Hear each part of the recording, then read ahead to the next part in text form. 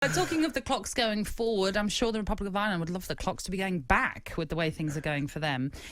Everybody referring to their second World Cup qualifier in Dublin, where they lost 1-0 at home to Luxembourg. Many people referring to this as shock. Is it a shock? Not really. I mean, if you've lost, if you haven't won one of the previous 9 against modest opposition, then you could easily learn. I mean, what was so amazing to me, the first 5 minutes of the game, I thought we were playing in red because the red team kept attacking the green team, which is obviously Ireland was suffering a bit in the early stages. We were incredibly poor. Seamus Coleman's come out and said, look, we've got to take everything that's being thrown at us. So did the manager. And they are going to get a lot of mud because they were really poor last night. James Collins had a good chance in the game. Keeper made a great save, but largely didn't really deserve to win. I got lots of issues. The back three didn't really work very well. Kieran Clark was Luxembourg's best player for the first 20 minutes of the game. Alan Brown didn't have a particularly good game in midfield. It was just not very good. The manager has to take a huge amount of criticism because, you know, losing to Luxembourg, especially in Dublin, even with an empty crowd, you know, or an empty stadium, it's a huge loss to us. And bottom of a group where there's been not very many good signs. Look, we're at trouble at the top of the FAI. Has been a mess the last couple of years. It's been a disaster. So there's problems upstairs, and then that filters down, and then the manager's had a very difficult time. He's trying to introduce new things into the Irish setup. Players, I'll give you one that really bothered me last night because subs are really big to me now. I always think that substitutions make impacts in games for good or bad. Well, that's what we always think they're supposed to do. But they're meant to do. For good or bad, you generally, subs are very, very important. Shane Long comes on with 15, 20 minutes to go, doesn't get a kick. By the way, Shane Long hasn't scored a goal for Republic of Ireland since October 2016. Oh, that's 5 years ago for a centre-forward. And yes, he's had injuries.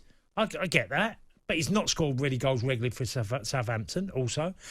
And you're thinking, wow, James McLean comes on, doesn't get a kick. Now, these are two. Shane's 34, and then James is probably around 30, James McLean. You know, these are two very experienced players. But that's not Stephen Kenny's fault, is it? Because he's hoping they're going to come on and make an impact. Well, it's partly his fault. I mean, they weren't in the... Robbie Brady comes on. You know, there's 3 very experienced internationals there. He had the best impact of them all. He looked like more likely to create something. But there's something seriously wrong with us I just can't identify. It's the first time...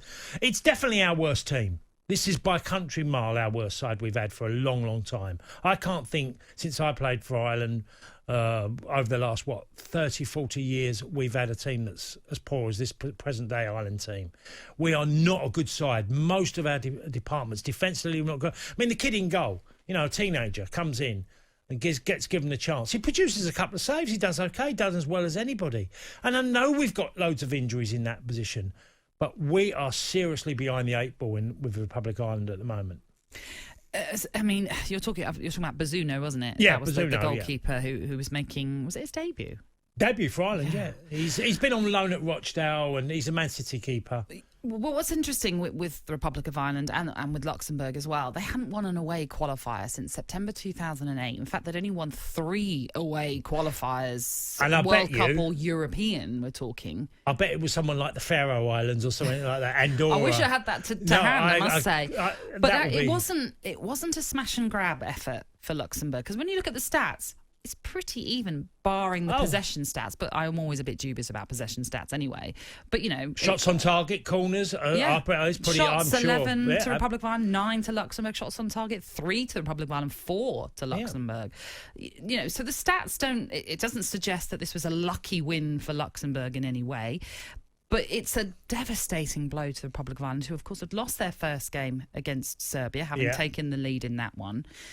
They need, as we spoke to Stephen Davis from Northern Ireland yesterday, who was talking about the importance of winning your home games at the very least, if you want to put yourself in at least contention for the World Cups. Yeah.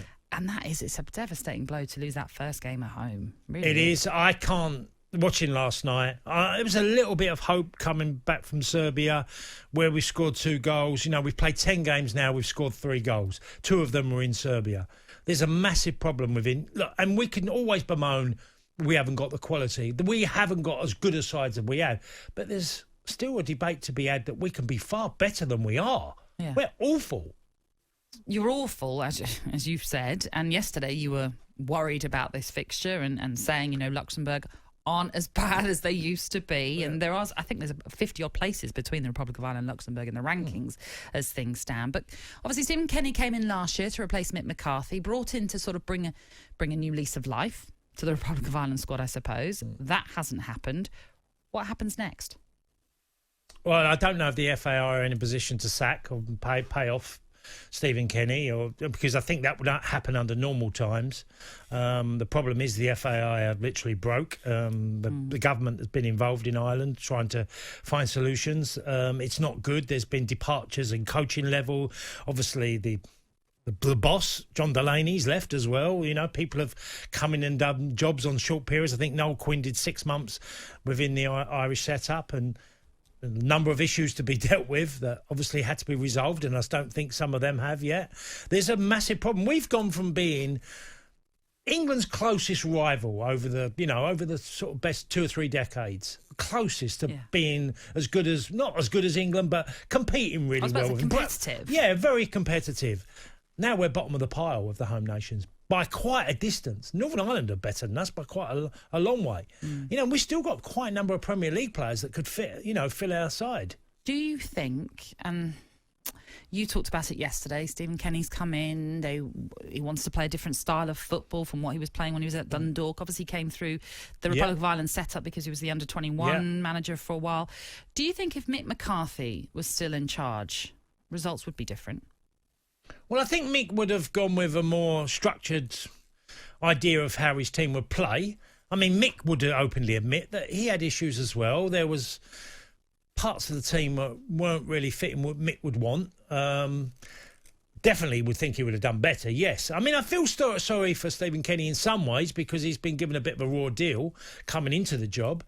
He was in a bit of trouble. I mean, I weren't quite sure of some of his comments when he took over Ireland.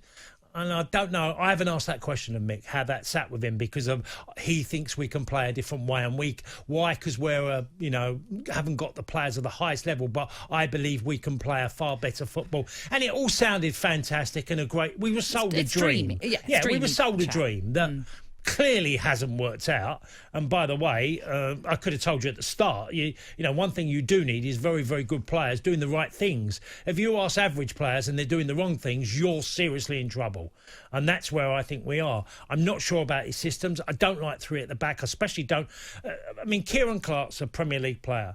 But I would never want Kieran Clark getting on the ball all the time. Kieran's got other attributes. It's not moving the ball out of the back line into midfield and in and out and, being a player, being a real, Mick McCarthy and Kevin Moran were our 2 centre-halves over the best part of a decade. Both of their strengths were they were real natural defenders. Neither of them would have said, we'd love to get on the ball and play and over-elaborate. We don't do that. They were good defenders. Kieran Clark could do that job, like Shane Duffy could do that job. He's not even in. He was the captain. He's not even in the team. I could go on and on that. It's frustrating because, of course, Stephen Kenny takes a huge responsibility because he decides the way we play. He selects the players and he's introducing new players, and some of them are not good enough. Interestingly, there is still one more game to come this week for the Republic of Ireland. They head to Hungary, where they're going to be taking on Qatar, the World Cup host, of course, for 2022. That's a friendly. There could be an opportunity for Stephen Kenny to get his first win as the Republic of Ireland boss, but the way things are going at the moment, it's quite difficult perhaps to even foresee that happening. And right now, there'll be a lot of soul searching going on, you imagine, within that Republic of Ireland squad, because as you say, things are not going well at all, and it'll be lifeboat. It'll be lifeboat time, because I'm not sure that many of the Irish boys will be wanting to go and play out in Hungary against Qatar. Well, I'm pretty sure a number of them won't want to be going to play. We did talk about that yesterday, didn't we, with John Hartson, saying some of these friendlies that are taking place right now seem rather needless, especially when we're in this unusual season, shall we say.